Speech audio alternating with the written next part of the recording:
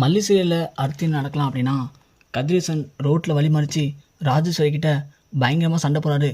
என்ன ராஜி, என்ன நினச்சிட்ருக்க? நான் உங்ககிட்ட என்ன சொன்னேன்?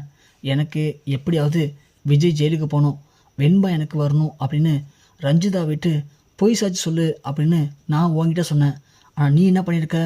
அந்த மல்லியை கூப்பிட்டு இதை அப்படியே மல்லிகிட்ட சொல்லி மல்லியை விஜயை விட்டு பிரிச்சுட்டா நான் விஜயை சும்மா விட்டுறேன் அப்படின்னு நீ அவள்கிட்ட ஒரு டீல் பேசியிருக்க.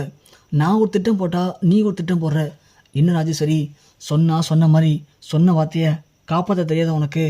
ஏன் இப்படி பண்ண? நான் உன்னை எவ்வளோ முழுசாக நம்பினேன், ஆனால் எனக்கு நீ நம்பிக்கை துரோகம் பண்ணியிருக்க. உனக்கு கொஞ்சம் கூட மனசாட்சி உறுத்தலையா? ஏன் இப்படி பண்ணின அப்படின்னு கதிரேசன் ராஜேஸ்வரி கிட்ட பயங்கரமாக சண்டை போடுறாரு. ராஜு உடனே, யோ போதும் நிப்பாட்டியா, நீ என்னமோ நல்லது சொன்ன மாதிரியும் நான் என்னமோ கெட்டது பண்ண மாதிரியும் ஓஷத்துக்கு பேசிகிட்டு இருக்க. இப்போ என்ன பண்ணிட்ட? இல்லை கேட்குற, என்ன பண்ணிட்ட சொல்லி பார்க்கலாம். நீயே ரஞ்சிதாவை பொய் சாட்சின்னு சொல்ல சொன்ன. அப்படி ரஞ்சிதா மட்டும் பொய் சாட்சி சொன்னால் என்ன நடந்திருக்கும்? விஜய் ஜெயிலுக்கு போயிருப்பான், வெண்பாவை நீ உன் வீட்டுக்கு கொண்டு போயிருப்ப, அவ்வளோதானே. இதில் எனக்கு என்ன லாபம் இருக்குது சொல்லு? ஆனால் அதுவே இப்படி நடக்காமல் இருக்கணும் அப்படின்னா, மல்லி நீ விஜய் விட்டு பிரிஞ்சு போயிடுன்னு சொன்ன உடனே மல்லி டபார்னு போயிட்டு டிவோர்ஸ் பேப்பரத்தில் கையெழுத்து போட்டு டிவோர்ஸ் பண்ணுறதுக்கு லாயர் வரைக்கும் பார்த்துட்டாயா? இன்னும் 10 நாள் விட்டால் மல்லி விஜயை விட்டு ஒட்டு மொத்தமாக பிரிஞ்சு போயிடுவா. அதுதான் எனக்கு தேவை. அதுக்கப்புறம் வேணா நீ சொன்ன மாதிரி விஜய் மிரட்டி இதே மாதிரி வெண்பாவை பிரித்து உங்ககிட்ட கொடுத்துட்றேன், புரியுதா? அது வரைக்கும் நீ கொஞ்சம் பொறுமையாரு. என்ன ராஜி, என்ன திரும்பவும் என் காதில் பூ சுற்றுறான்னு பார்க்குறியா? என்னை பார்த்தா உனக்கு எப்படி தருது? இங்கே பாரியா, நான் சொல்ல நல்லா புரிஞ்சுக்கோ. நான் சொன்ன மாதிரி ஃபஸ்ட்டு மல்லியை விஜய்கிட்டேருந்து பிரிச்சிருவேன். அதுக்கப்புறம் விஜய் வெண்பா 2 பேர் தான் இருப்பாங்க. அப்போது இதே மாதிரி விஜய்கிட்ட போயிட்டு நீ மட்டும் வெண்பா விட்டுறல அப்படின்னா உன் மேலே போய் சாட்சி சொல்லி உன்னை ஜெயிலில் போட்டுருவோம். அப்புறம் வெண்பா ஆள் இல்லாமல் தனி மரமாக நடு ரோட்டில் நின்று கஷ்டப்படுவா. பரவாயில்லையா அப்படின்னு விஜயை மிரட்டுவோம். அதுக்கு விஜய் வழி இல்லாமல் வெண்பாவை உங்ககிட்டயே ஒப்படைச்சிருவான். இதுதான் என் திட்டம். நீ ஒத்துழைச்சனா நான் சொன்ன மாதிரி எந்த பிரச்சனையும் இல்லாமல் வெண்பாவை உனக்கே வாங்கி கொடுத்துருவேன் அப்படின்னு சொல்லி கதிரேசனை திரும்பவும் முட்டலாக்க ட்ரை பண்ணுறாங்க நம்ம ராஜேஸ்வரி. கதிரேசனும் கண்டிப்பாக இதெல்லாம் நடக்குமா ராஜு அப்படின்னு சொல்ல, எனக்கு இன்னும் ஒரு 20 நாள் டைம் கொடு, அதுக்குள்ளே நான் சொன்ன மாதிரி உனக்கு நிறைவேற்றி காட்டுறேன் அப்படின்னு ராஜி கதிரேசனை சமாளிக்கிறாங்க. இது எல்லாத்தையும் பக்கத்துலேருந்து நம்ம விஜய் கேட்டுறாரு.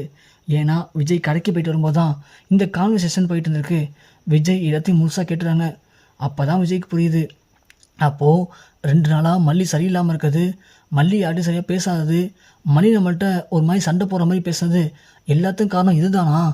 அப்போது இந்த ராஜேஸ்வரி தான் கதிரேசன் சொன்னான்னு சொல்லி மல்லியை கூப்பிட்டு மிரட்டியிருக்கா. அப்போ மல்லி நானும் வெண்பா சந்தோஷமாக இருக்கணும், ஒன்றா இருக்கணும்னு சொல்லி தான் மல்லியை விட்டு பிரியத்துக்கு டிவோர்ஸ் பண்ணுற அளவுக்கு போயிட்டாளா? மல்லி, ஏன் மல்லி இப்படி பண்ணுற? ஆக மொத்தம் நான் நல்லா இருந்தால் போதும் அப்படி தானே? நான் நல்லா இருக்கணும் அப்படிங்கிறதுக்காக உன் வாழ்க்கையவே தியாகம் பண்ணுற அளவுக்கு வந்துட்டே மல்லி. சே, உன் நினச்சா எனக்கு என்ன சொல்லுன்னு தெரியல மல்லி. ஏன் மல்லி இப்படி இருக்க அப்படின்னு விஜய் நேரக்கிழமை வீட்டுக்கு வராரு. பார்த்தா மல்லி அப்செட்டாக ரூமில் படுத்து அழுதுட்டுருக்காங்க. உள்ளே போன விஜய், மல்லி ஏன் மல்லி அழுதுட்ருக்க? ஏன் என்னை டிவோர்ஸ் பண்ண போகிறோம், என்னை விட்டு பிரிய போன்னு சொல்லி அழுதுட்ருக்கியா அப்படின்னு கேட்க மல்லி ஷாக்காக வராங்க. ஷாக்காக எப்படி பார்க்குறாங்க. என்ன மல்லி அதிர்ச்சியாக இருக்கா? இவனுக்கு அப்புறம் அந்த உண்மை தெரியுன்னு பார்க்குறியா? மல்லி, எனக்கு எல்லாமே தெரியும்.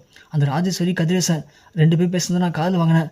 கதிரேசன் எனக்கு எதிராக பொய் சாட்சி சொல்லி என்னை ஜெயிலில் தள்ளிடுவான், வெண்பா பிரிச்சிருவான் தானே நீ இப்படிலாம் பண்ணிகிட்ருக்க?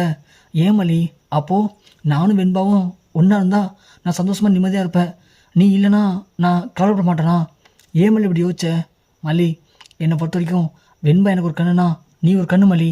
2 கண்ணில் ஒரு கண்ணு இல்லைனாலும் நான் ஒன்றும் சந்தோஷமாக இருக்க போதில்லை மல்லி. கண்டிப்பாக ஃபீல் பண்ணிட்டு தான் இருப்பேன். ஏன் மல்லி இப்படி புரிஞ்சுக்காமல் பண்ண? நான் உன்கிட்ட பல முறை சொல்லியிருக்கேன்ல, உனக்கு இது மாதிரி எதனா பிரச்சனை இருந்துச்சுன்னா நேராக வந்து என்கிட்ட சொல்லு மல்லி அப்படின்னு நான் உன்கிட்ட எத்தனையோ முறை சொல்லியிருக்கேன். ஆனால் என்கிட்ட சொல்லாமல் நீயாவே அவசரப்பட்டு ரொம்ப தப்பான முடிவு எடுக்க பார்த்திய மல்லி. ஏன் மல்லி அப்படின்னு கேட்க மல்லி நேராக ஓடி வந்து, என்னை மன்னிச்சிருங்க விஜய், எனக்கு அந்த இடத்துல வேறு என்ன பண்ண தெரியல விஜய். நீங்களும் வெண்பாவும் சேர்ந்து இருந்தாலே கண்டிப்பாக நீங்கள் வாழ்க்கையில் நிம்மதி சந்தோஷமாக இருப்பீங்கன்னு நினச்சேன் விஜய். அதனால தான் வேறு வழி தெரியாமல் இப்படி ஒரு முடிவு எடுக்கிறதுக்கு நான் துணிஞ்சேன். என்னை மன்னிச்சிருங்க விஜய், எனக்கு வழி தெரியல விஜய் அப்படின்னு மல்லி எழுதுறாங்க. விஜய் உடனே, சரி மல்லி அதாவது மல்லி, நான் திரும்ப சொல்கிறேன், எந்த சூழ்நிலை இருந்தாலும் சரி, எப்படி அப்படி கஷ்டம் இருந்தாலும் சரி, பிரச்சனை இருந்தாலும் சரி, கண்டிப்பாக நான் உன்னை விட்டு பிரிய மாட்டேன் மல்லி.